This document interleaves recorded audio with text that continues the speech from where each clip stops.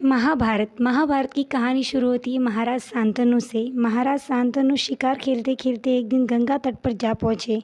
वहाँ पर उन्होंने एक सुंदर नारी के पायल की आवाज़ सुनी और सुंदर नारी को बैठे देखा। तो महाराज शांतनु ने पूछा कि देवी आप कौन हैं? वे बोली कि महाराज मैं गंगा हूँ। महाराज शांतनु उनकी सुंदरता पर मोहित हो गए और उन्होंने उनसे शादी का प्रस्ताव रखा। देवी गंगा ने कहा कि मैं आपसे शादी करूँगी, लेकिन आप मुझे किसी भी कार्य में रोकेंगे नहीं, आपको वचन देना होगा। महाराज शांतनु ने देवी गंगा को वचन दे दिया और देवी गंगा शादी के लिए मान गई। महाराज शांतनु ने देवी गंगा से शादी कर ली। देवी गंगा ने शादी के बाद अपने पहले पुत्र को जन्म दिया। महाराज शांतनु बहुत खुश थे। तभी एक दासी ने बताया कि देवी गंगा अपने पुत्र को लेकर जंगल की तरफ जा रही है। महाराज शांतनु ने देवी गंगा का पीछा किया। गंगा ने अपने पुत्र को पानी में बहा दिया।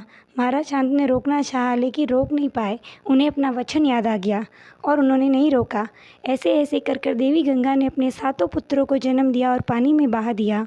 जब देवी गंगा ने अपने 8वें पुत्र को जन्म दिया और वे उसे पानी में बहाने लगी, तो महाराज शांतनु रह नहीं पाए और महाराज शांतनु ने देवी गंगा को रोका कि देवी आप ऐसा क्यों कर रही है? आपने हमारे 7 पुत्रों को पानी में क्यों बहाया? तभी देवी गंगा बोली, जीवन से मुक्ति दी है। इनका जन्म पृथ्वीलोक पर कष्ट भोगने के लिए हुआ था।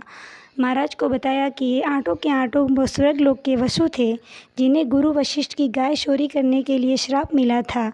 गुरु वशिष्ठ की गाय को इन्होंने चोरी किया था और गुरु वशिष्ठ ने इन्हें क्रोधित होकर श्राप दिया कि आठों वसु मृत्युलोक में जन्म लेंगे और जीवन भर कष्ट भोगेंगे।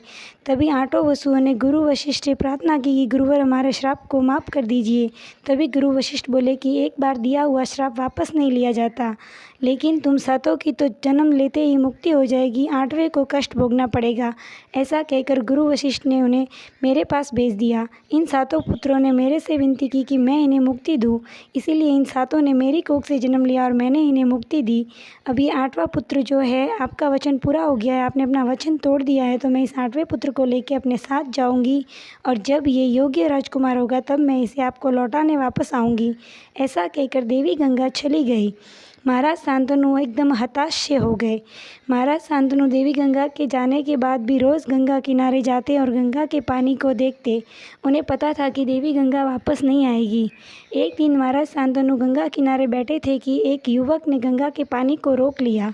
महाराज शांतनु ने पूछा कि तुम कौन हो जिसने अपने बाणों से गंगा के प्रवाह को रोक लिया?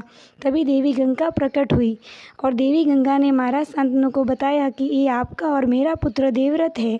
ये बहुत ही योग्य राजकुमार बन गया है। अभी इसने बाण विद्या, धनुष विद्या और वेद विद्या का ज्ञान पूर्ण कर लिया है।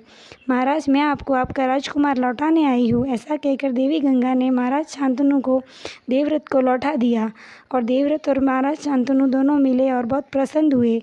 महाराज शांतनु भी अपने बिछड़े हुए बेटे से मिलकर बहुत खुश हुए।